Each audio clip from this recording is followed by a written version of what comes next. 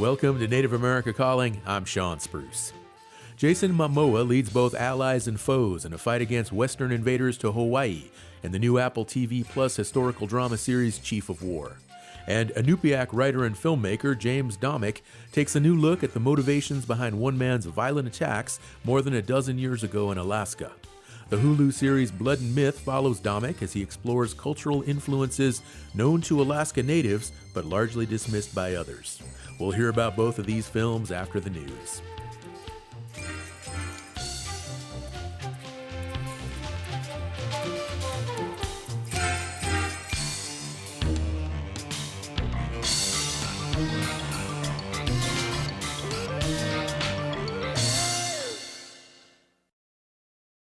This is National Native News. I'm Antonia Gonzalez.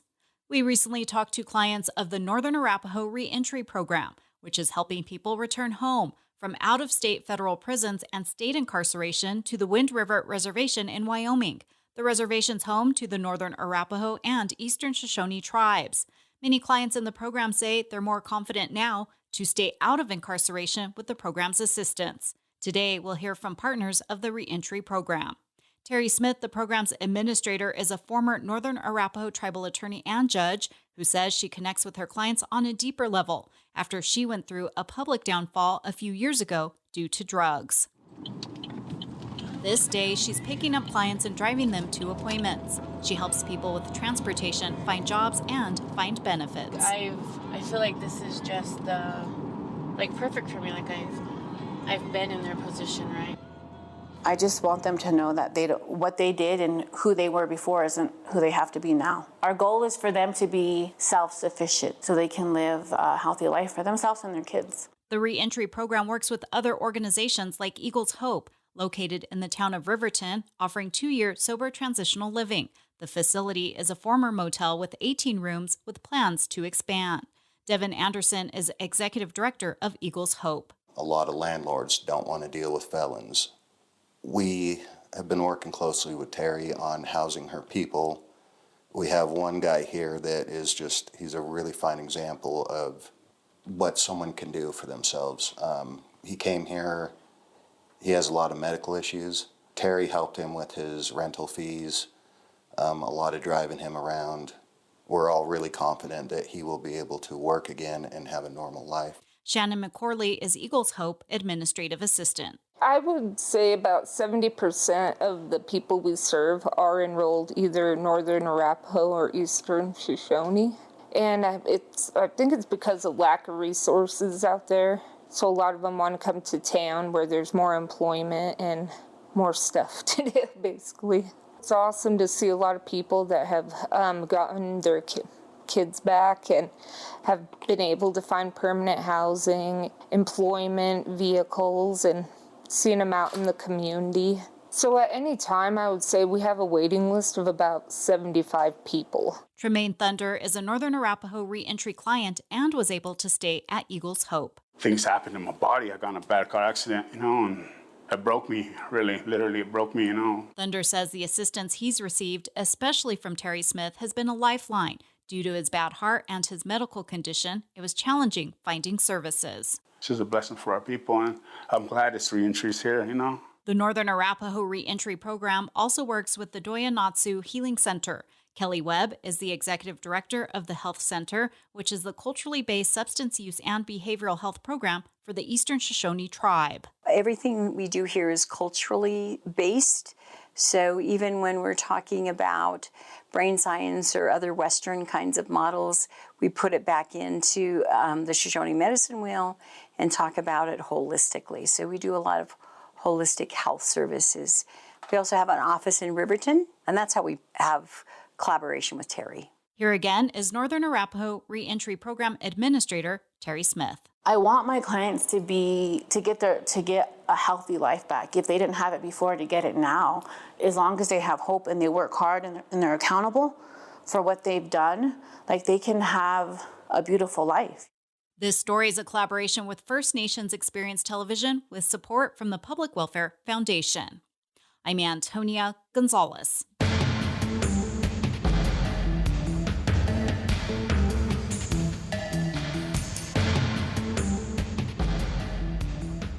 National Native News is produced by Koahnic Broadcast Corporation with funding by the Corporation for Public Broadcasting. Support by Drummond Woodson, a full-service law firm whose nationally recognized tribal nations practice provides services to tribal nations and their enterprises and to companies that do business with tribes across the country. More at dwmlaw.com. Skugtash. For more than 40 years, Ramona Farms has revived ancient traditional foods, tepary beans, pinoli, polentas, and more, all from store.ramonafarms.com. Ramona Farms supports this show. Tom-ye.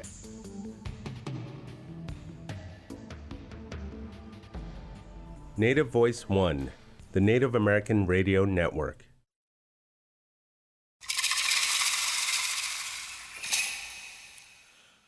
This is Native America Calling. I'm Sean Spruce.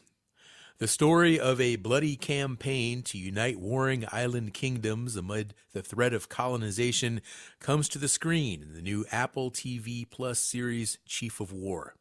The series focuses on two real-life Hawaiian leaders, King Kamehameha and Kaiana, who fulfill an ancient prophecy by bringing the collective power of the various factions together. We'll talk with the series co-creator, Thomas Pa'a-Sibit. We'll also talk with a cultural advisor on the show who is also revitalizing a traditional art form. But first, we're going to talk with two Alaska Native storytellers and their new Hulu documentary, Blood and Myth. The film explores a violent crime, a cultural mystery, and life in Alaska's northern villages. You can join today's conversation with a comment or a question. Call us at 1-800-996-2848. That number is also 1-800-99-NATIVE. Joining us now from Anchorage, Alaska is James Domick Jr. He is the creator and executive producer of the documentary Blood and Myth. He's also a musician and a writer. He is a Nupiaq. James, good morning and welcome to Native America Calling. Good morning. So happy to be on. It's great to have you, James. Also, a note of disclosure, James is a former employee of Koahnic Broadcast Corporation, Native America Calling's parent company. Also on the show today in Santa Fe, New Mexico, we have Khalil Hudson. He is a filmmaker and the director of Blood and Myth. He's also an associate professor at the Institute of American Indian Arts, and he is a citizen of the Central Council of the Tlingit and Haida Indian Tribes of Alaska. Hello, Khalil, and welcome to our show today. Hey there. Thanks for having us. Absolutely. Well, I want to begin with James and the film that you both worked on, that you both created. It re-examines the case of Teddy Kyle Smith, and he is an individual who shot two brothers in 2012. Now, they survived, and Smith is now serving time for attempted murder. This is a really, really fascinating story. Lots of twists and turns. James, what first drew you to this case? I was just, I was working at the time doing freelance film production. I started getting some questions from the Alaskan crew asking if I knew this Alaska Native actor, and it turned out to be Teddy. And so I started hearing about him before I saw his story in the newspaper and hearing it on the radio. And what really drew me to the case, though, was the possibility that when he was out there on the run as a fugitive, he claims that he bumped into something very mysterious and very, that's something that people up north really talk about and we know about, which is the Iñukuqatligoret, or Iñukuns, other people call them, and they're these little people, these little wild people, and that's what really drew me to the case. Became extremely fascinated with it all. Now, there are these inexplicable circumstances that are associated with Smith leading up to the shooting, and like you mentioned, he was getting some acclaim for the acting role that he had in the film On the Ice. His mother then died mysteriously. Can you give us a little bit more detail in terms of what led to him going out on the run, winding up in this cabin, and then, of course, the Inukans, who apparently, he believed were influencing him? Yeah, there was a violent gunshot that happened in the village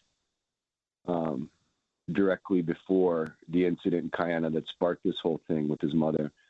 And, you know, he was out on the run. He did, 40, 50 miles on some very harsh terrain, very, very harsh. And but he was a former Marine.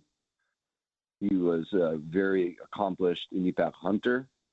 And he was someone who was very familiar on this very, very comfortable and very familiar on this very harsh land. And he was on foot, and he was trying to, get away from the troopers, hiding out and moving very sneakily. And, that while he was doing that, that's when he claimed to have an encounter on his way to this remote cabin. Now, before the show, we were chatting a little bit, and I told you I really like the interview. You interview a lot of community members, people close to the case, and the whole style, it very much makes you feel like you're a part of the community, and the interactions that you have, very informal, just chatting with different people, leading into these conversations and these interviews. James, what were some of the challenging parts about filming the documentary, and especially interacting with some of these community members, some of them who were very close to Smith and close relatives and people that were very emotionally invested in this story? Yeah, it was, Alaska in and of itself is very challenging place to be, with the weather, with, it changes a lot so much, and it's very extreme. So that was one aspect, but talking to community members and trying to get people to talk with me about, this violent incident, and also this mythical, story about these little people. It was, I was thinking, you bring in a camera to a little village, you start pointing it around, and it's almost like it's a gun. I mean, people are getting off of the way. They don't want to be, hey, get that out of my face. Get it away, it's just like really shy, it's very common, I think, all over Indian country, let's get that camera out of my face. But, I believe, this story is different, though. It's an indigenous true crime told through an indigenous lens. And I don't know if that's happened before, but I'm from that community, and I believe that, I was like, it's an insider's view to a kind of a closed off culture, sort of, because we're all the way up above the Arctic Circle. We're north of Nome. We're up on the Northwest Alaska. It's way up there, man. And, but I was luckily, I was born up there. I was born and raised up there. And so I still have a lot of family ties, a lot of friends. And I was able to get to the right people, talk to the right people, and I'm blessed to be a part of that community. James, let's hear an excerpt from the documentary. Here you are describing what Inukans are, and earlier in the scene, you pull source material from an anthropologist writing down your great-grandfather's stories. You describe how Iñupiaq and the Inukans once lived side by side. Long time ago, we used to live side by side, until blood was spilled and they left. And ever since then, we only hear whispers about them. They live nomadically, off the land, in places humans don't go. They don't like to be seen, but they're said to be very short, very strong, leathery-looking skin. They speak an old form of Iñupiaq, but they also have their own language. They whistle like birds. There's other people who think that they're supernatural beings and that they have shamanic powers. People have witnessed superhuman strength, possessions. That was a scene from the new documentary Blood and Myth from James Domick Jr. and Khalil Hudson, both guests on our show today. And James, what really struck a chord with me, we've done shows about little people before. They're they're part of many tribal histories and cultures, and many communities have, down here in the lower 48, have similar myths and relationships, if you will. But I want to talk with you specifically about the Inukans, and how often would you hear about them growing up, and do you still hear stories about them in the community? Yeah, it was one of the things that we talked about quite a bit, and I think a lot of Inuit communities across the globe talk about this. And Inuit span 4 different countries. We're in Siberia, we're in Alaska, we're in Canada, we're in Greenland, and throughout the North, we all have this similar origin story of how we used to live with these people. And this is before books, this is before the internet, this is before all that. And so to me, it started to, like, why, how did this spread? Like, there's got to be a sliver of truth to whatever these are, and that's what really caught my eyes. I started finding all the similar origin stories across the Arctic. And, I know a lot of tribes downstates have similar stories, but I up in Alaska, it feels almost like, it's real. Like, it feels like people have seen stuff they can't explain. And so that's, I think, the difference. I think the lower 48 has been, I think a lot of it has been, the land has changed, and way up north in Alaska, it's still pretty wild. Just not a lot of people. So, The film is titled Blood and Myth, and we're talking now with creator and executive producer James Domick Jr. We also have the director of Blood and Myth on the show with us, Khalil Hudson. We're going to take a short break. We're going to come back and continue this conversation. And we've got the phone lines open for anyone who would like to join this conversation today. Have you had a chance to see Blood and Myth yet? Or do you have thoughts with regard to life in northern Alaska? Or are you familiar with the case of Teddy Kyle Smith? Or would you just like to have a conversation about Inukans or little people in your community? You can give us a call. You can join this conversation. We always appreciate it when callers join the show, listeners who just feel inspired and want to contribute to our conversations here on Native America Calling. So what are you waiting for? Give us a call, 1-800-996-2848. That's also 1-800-99-NATIVE.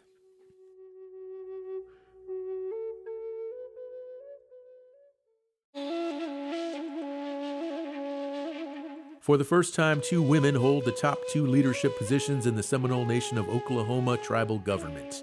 They are among a growing number of Native women holding leadership positions in local, state, and national elected offices. We'll hear how they are making their mark, drawing from a legacy of Native women leaders. That's on the next Native America Calling.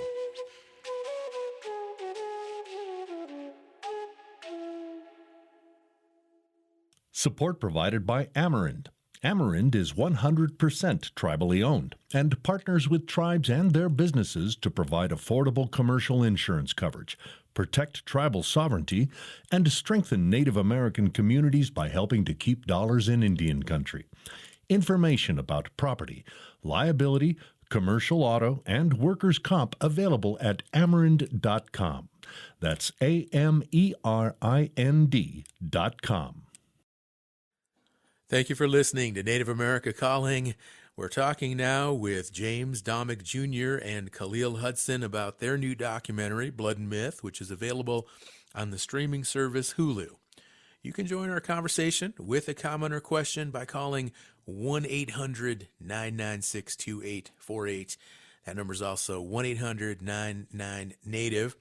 Khalil Hudson, who is the director of Blood and Myth, joins us now from Santa Fe, New Mexico. And Khalil, what do you remember about the Teddy Smith case when it was first reported back in 2012, 13 years ago? Well, I have to admit, I did not follow it as closely as James did. I was actually living in Los Angeles at the time, and I remember, catching some little snippets after the fact. But I didn't really know much about the case until I read or listened to James's audiobook. It's Blood and Myth is based on the best-selling audiobook Midnight Sun that was created by James Domick and Isaac Kestenbaum and Josie Holtzman. It's about a 3.5-hour audiobook available on Audible, and I first time I listened to it, I was just riveted by it.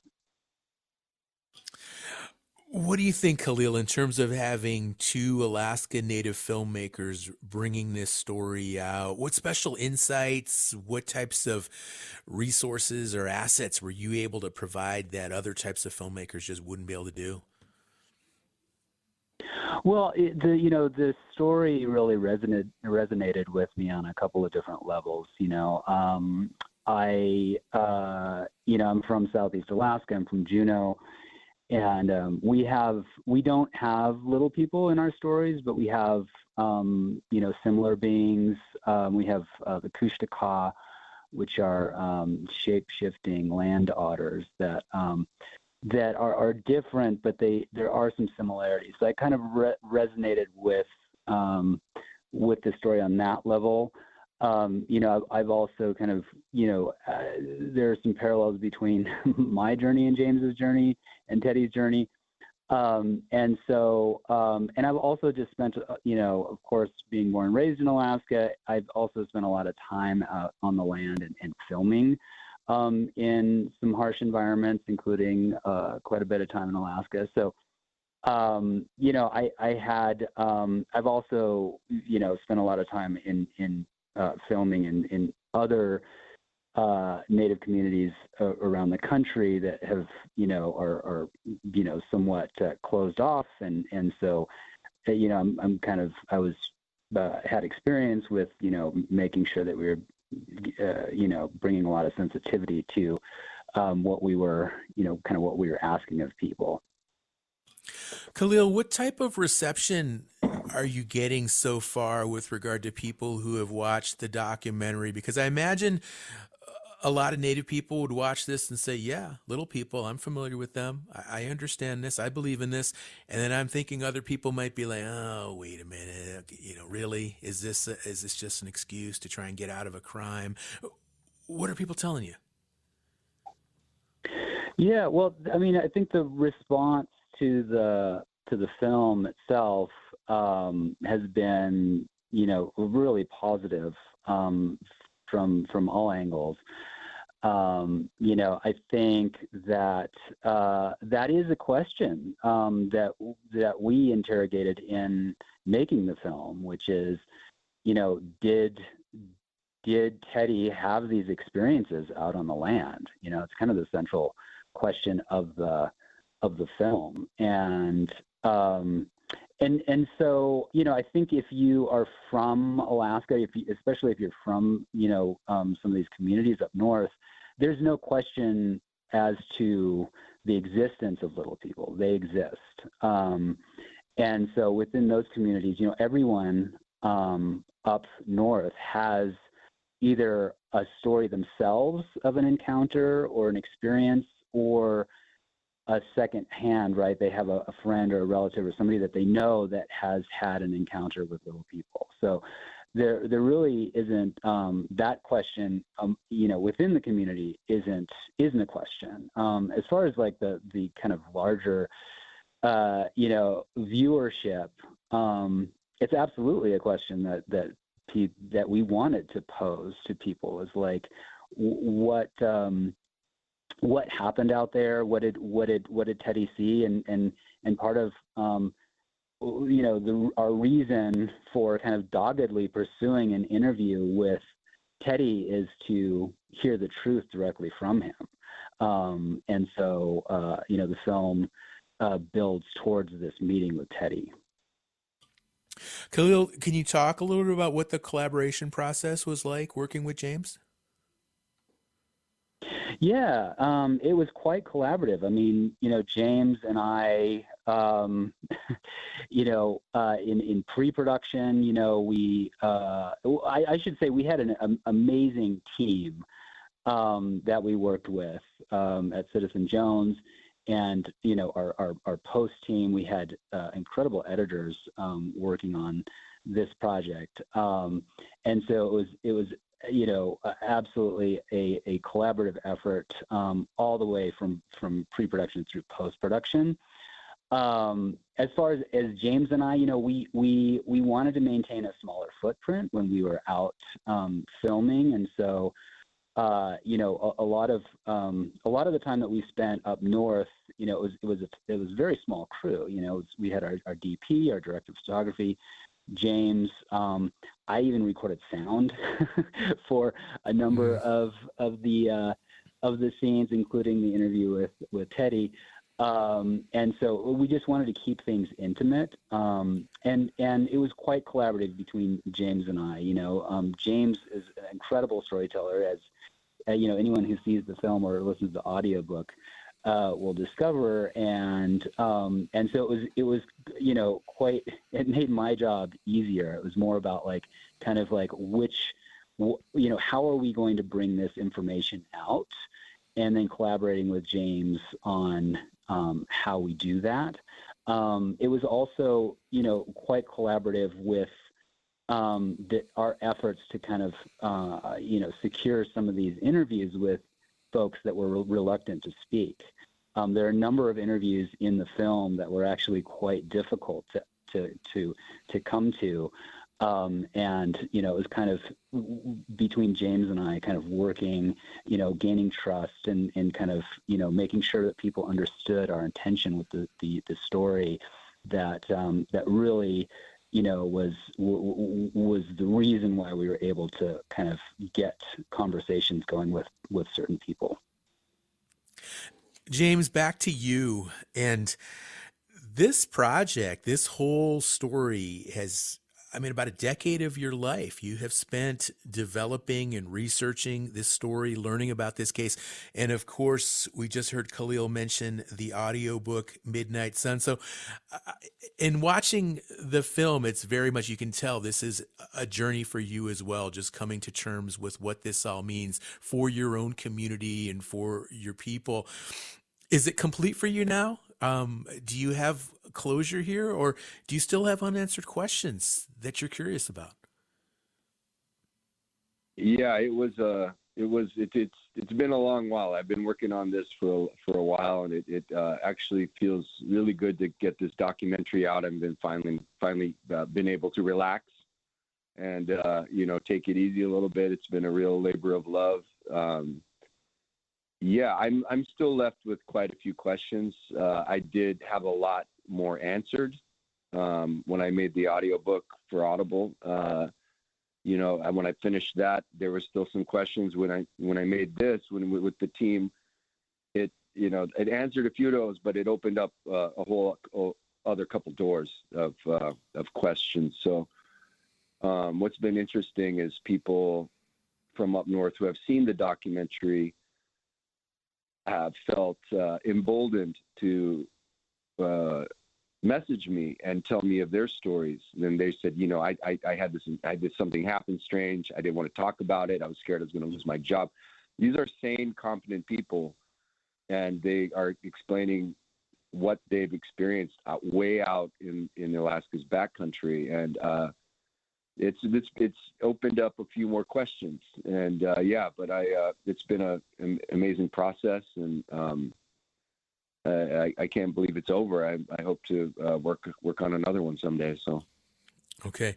Now, we don't want to give too many spoilers away, James, but the documentary, it does culminate with an interview with Teddy Smith. Without revealing too much information or any spoilers, tell us more about the parallels that you have with Teddy Smith, and what are some of your key takeaways just from meeting him and just devoting so much time to this case? Well, as soon as I started researching the project, I started realizing that I had way more in common with Teddy than I had apart from him. You know, we're from the same tribe. We're from the same area of the world. You know, my mother is a seamstress as well. My family built basket sleds as well, like his family did.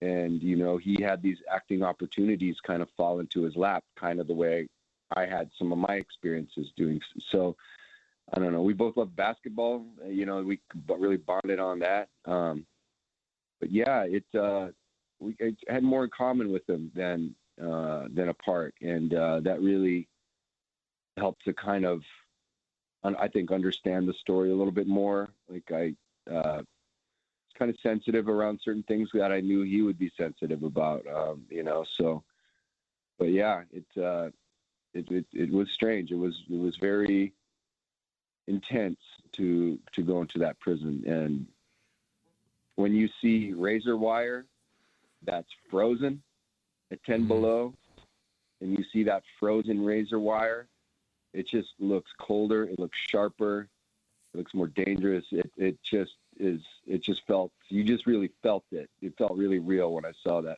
ice crystals on the frozen razor wire. But yeah, it was intense for sure.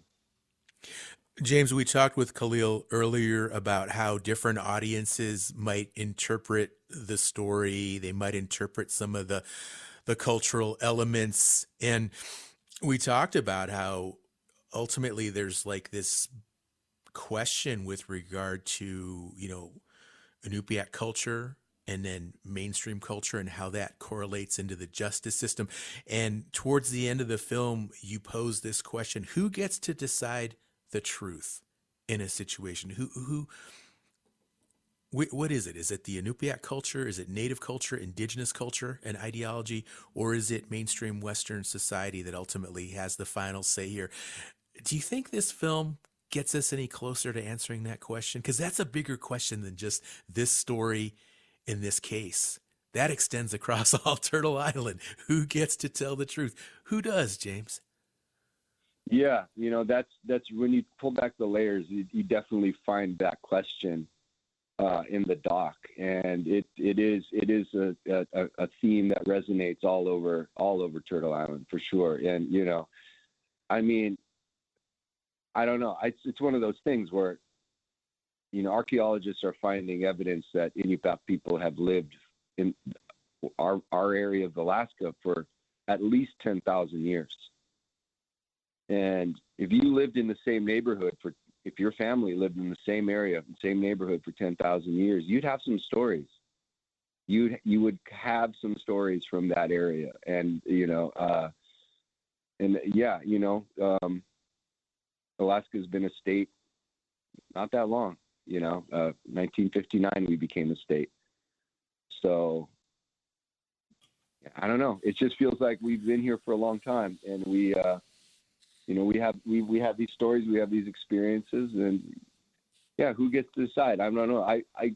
I'm a big fan of Martin Scorsese, and you know, he has his approach to filmmaking, and you know, he's like, present both sides, and don't preach to the people. Just present both sides and let them make their own conclusion. And that's what we were trying to do with Blood and Myth, and trying to, you know, open up the conversation more. I think that's what's been interesting about the doc, is everybody has a different take on it. And yeah, it's interesting.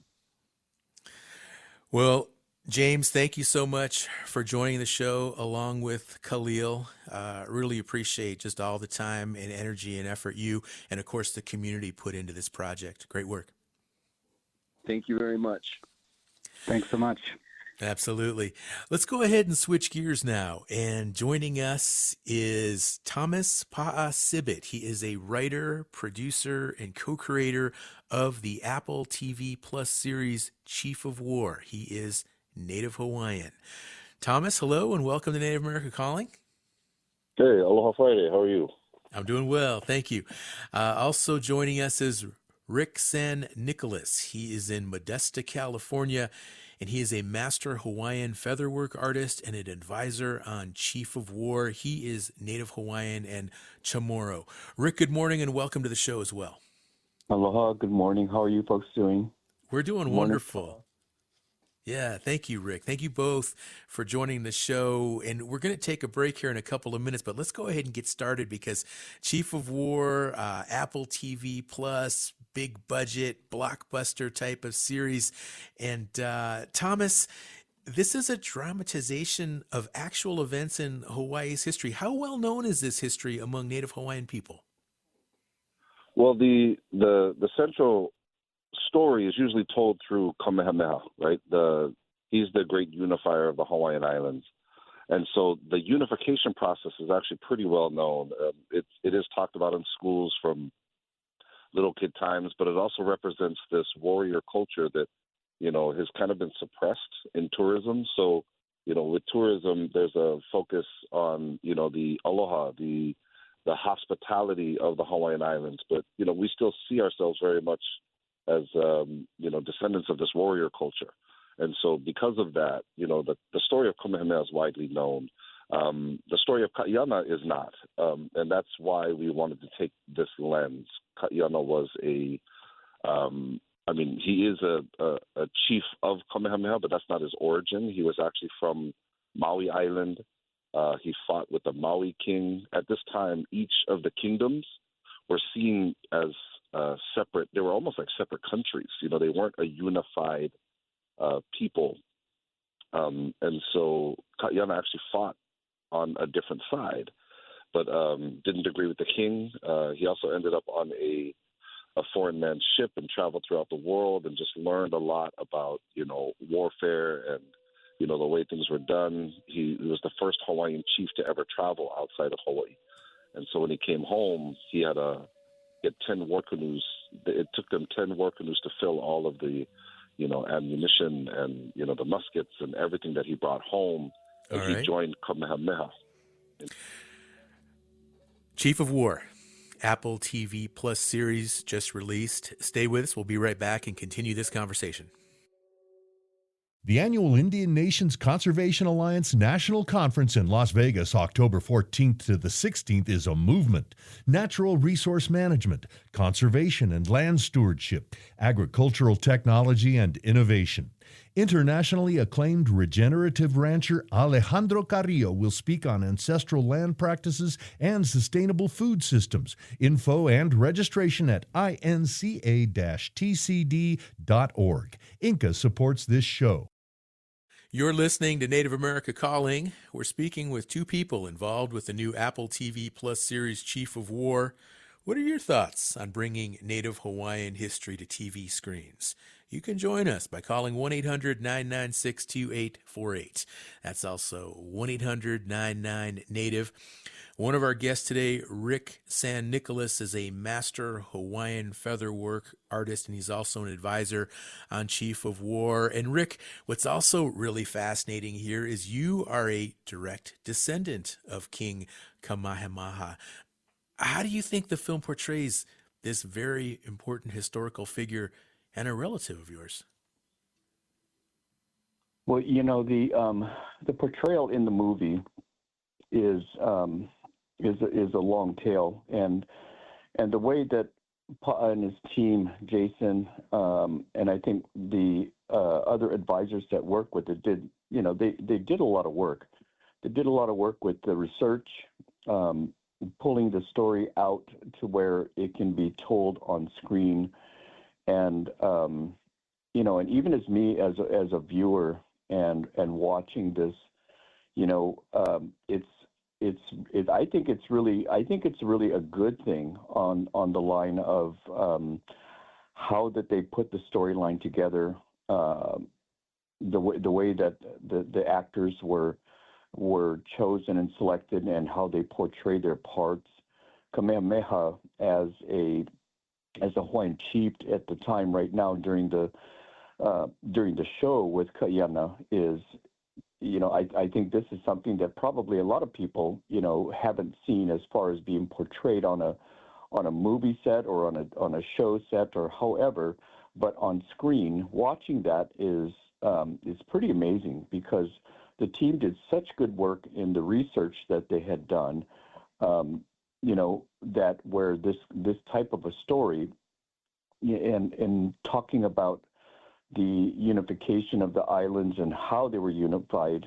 Of course, Hawaii is such a beautiful place, but then, in the history, I don't think anyone, well, I take that back. In history, I know that, like Paul was saying, Thomas, in the in the world that we're in now, and doing the part that where you go to Hawaii and you're pretty much just shown the aloha part.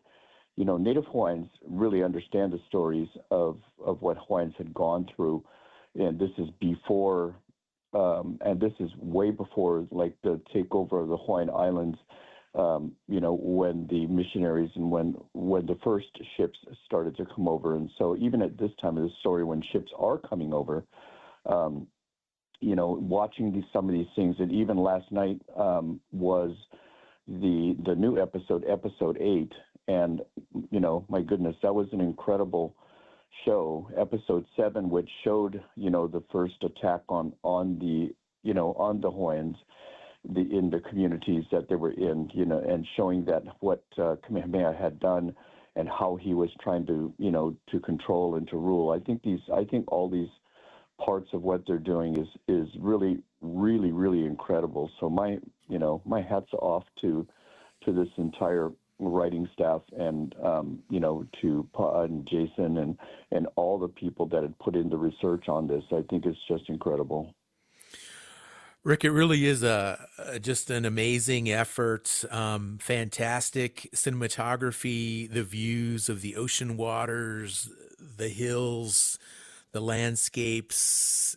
There's drama, there's romance, there's all of this history. And then, of course, there's this amazing wardrobe as well. And this is where you played such a pivotal part in the production. Do you think this series will do a lot to bring more attention to traditional featherwork and Hawaiian clothing and culture?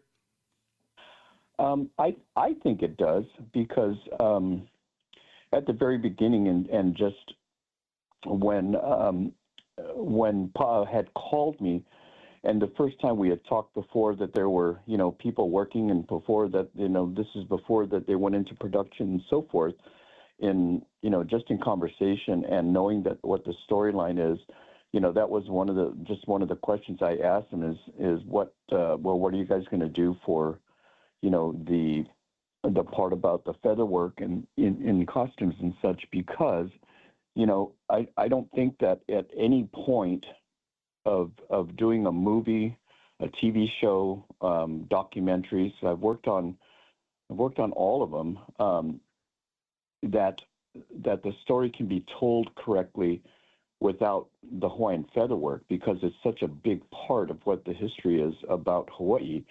And so with all the parts that are part of this TV show, and as accurate as it is to history, once again, I think their research was done so very well in in what they portrayed, and then also how they tried to identify the different clans with either a style of color or a style of markings, or the motifs on the capes and cloaks and so forth. I had mentioned is I think that's so very important. I don't think we can tell this story and it'll be believable had they not used real feathers in putting the capes together and making it look as as the real featherwork is, real meaning, featherwork done by hand, the feather bundles that are tied onto netting and so forth in the traditional way, which is what I do. And we even had that conversation about, how many capes do I have? And then the question came, well, how many capes can you make? Do you have a team? And of course, I don't have a team. I mean, I'm just one person that does my work. So, I was requested to come on as a consultant for the featherwork to bring the real pieces, capes, battle capes, feather cloaks, the helmets, the mahiole, and bringing that to Burbank and work with Caroline Estlund, who is, the costumes director, and her team with Marina and all the professionals there. It was the first time I worked with a team like that, but putting all that together, knowing that what my responsibility was going to be, which was to help show them a way to build these feather capes, on machines like sewing machines and such too, because of what they're going to be used for. they are going to be used during filming. They are going to be used for, to portray the historical part of everything, which, consequently ends up being in battles. You end up with the capes and cloaks and all the feather work, being in storms, you're jumping off of ships, you're in this beach, and so all those things happen. And, and so when people see that, and I think it's probably one of the biggest parts of the show too, is seeing all of that feather work.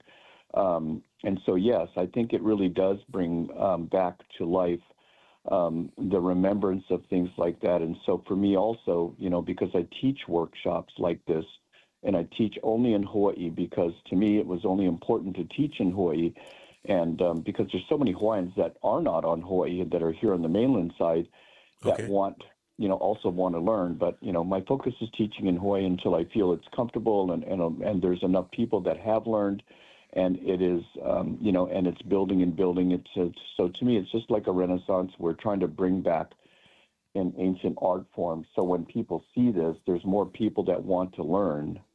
And and it does help, and it happens. Thank you, Rick. 1-800-99-NATIVE, that is the number to call. Have you had a chance to see Chief of War yet? Let us know what you think. 1-800-99-NATIVE. Thomas, back to you. Jason Momoa, we need to talk about him a little bit. I know you've worked on other projects with him over the years. What can you tell us about his performance as Kaiana? Well, what's wonderful is Jason is top form in his acting for this show.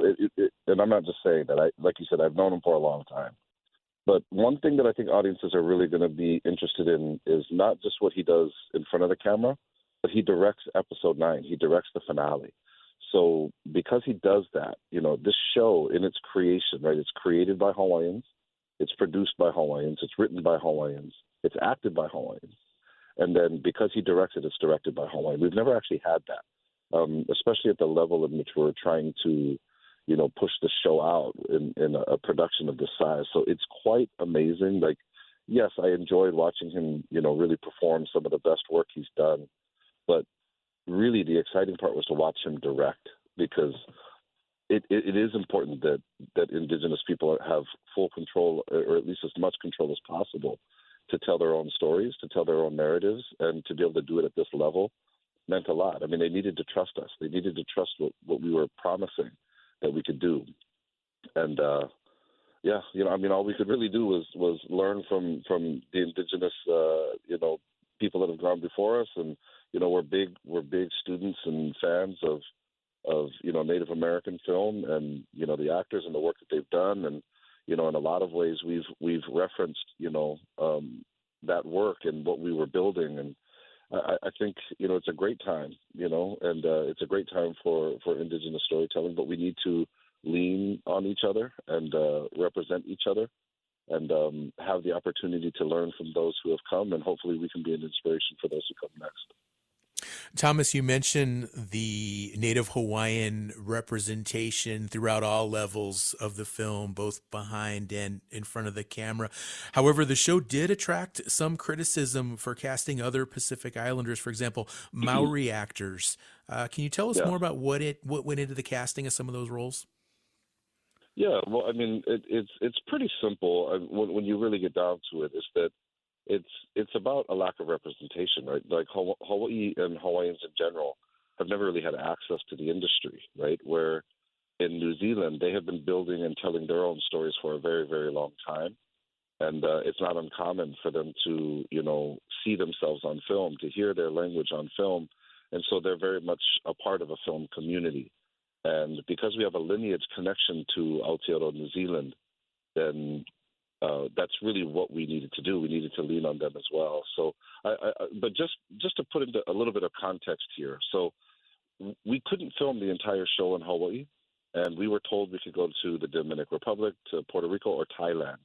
And for us, because we are the creators of the show and we have an Indigenous mindset, we told them if we can't be in Hawaii, there's only one place we can go, and that's Aotearoa New Zealand, because of our lineage connection, our cultural connection to each other.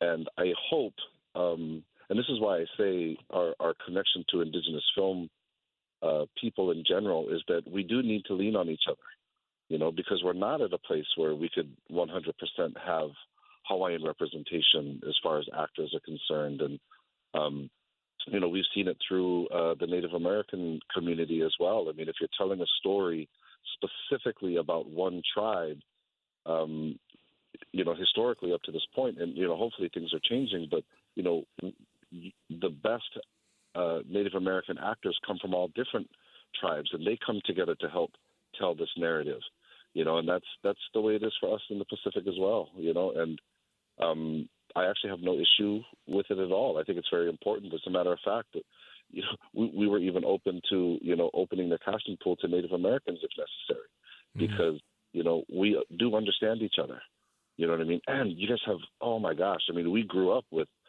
I'll watch anything that John McLaren does or Lily Gladstone or, you know, and I mean that. Like, I'll watch anything that they do. And then, you know, we are students of West Studi. We are, you know what I mean? We are linked arm in arm with, you know, the Raul Trujillos and Martin Sensemeyer. And, you know what I mean? Like, we just, it's wonderful that we actually have a community that understands each other. Mm-hmm. And I think the support is very necessary. Right.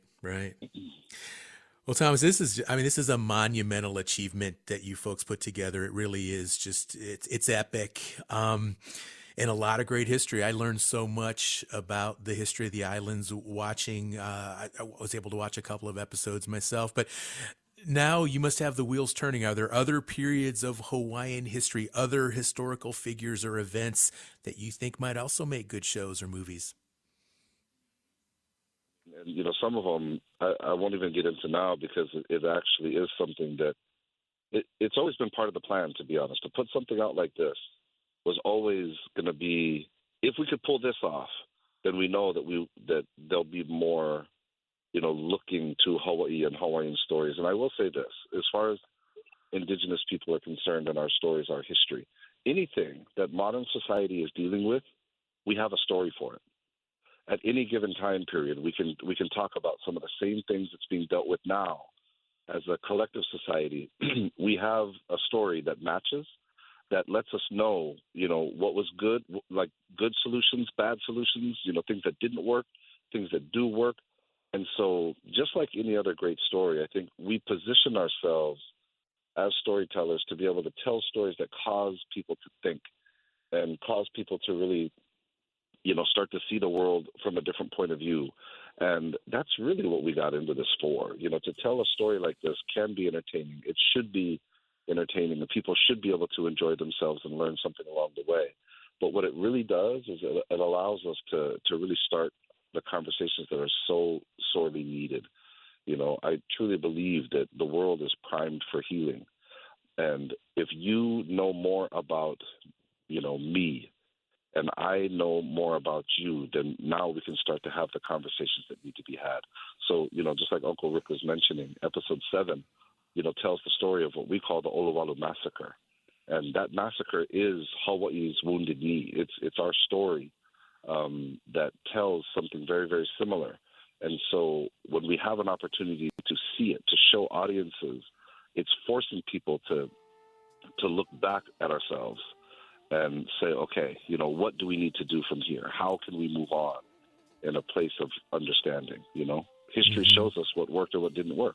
Sure. And that was a dark part of our history, you know. And you guys share that, we share it, and we're just trying to get people to be able to look at, you know, a show like this should be a look in the mirror, you know, and say, what do we do from here?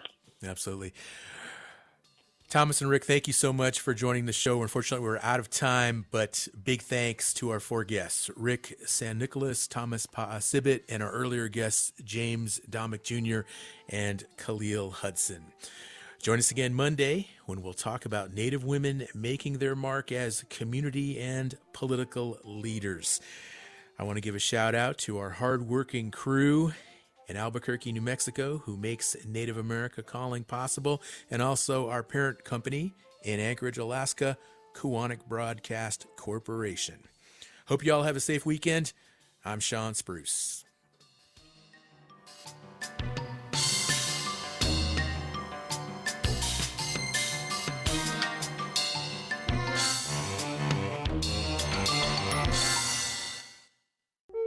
my name is Tammy, and I'm a member of the Little Traverse Bay Band of Odawa Indians.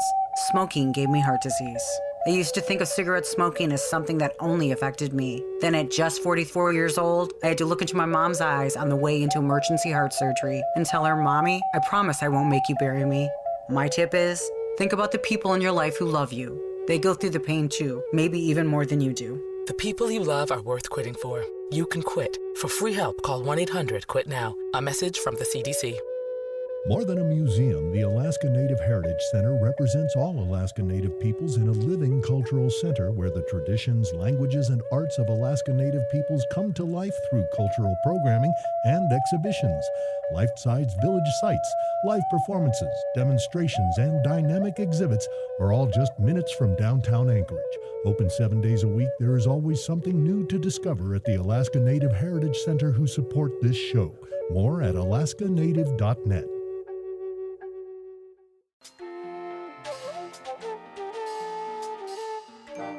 Native America Calling is produced in the Annenberg National Native Voice Studios in Albuquerque, New Mexico by Kawanak Broadcast Corporation, a Native nonprofit media organization.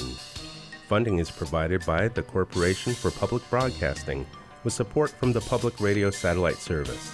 Music is by Brent Michael Davids. Native Voice One, the Native American Radio Network.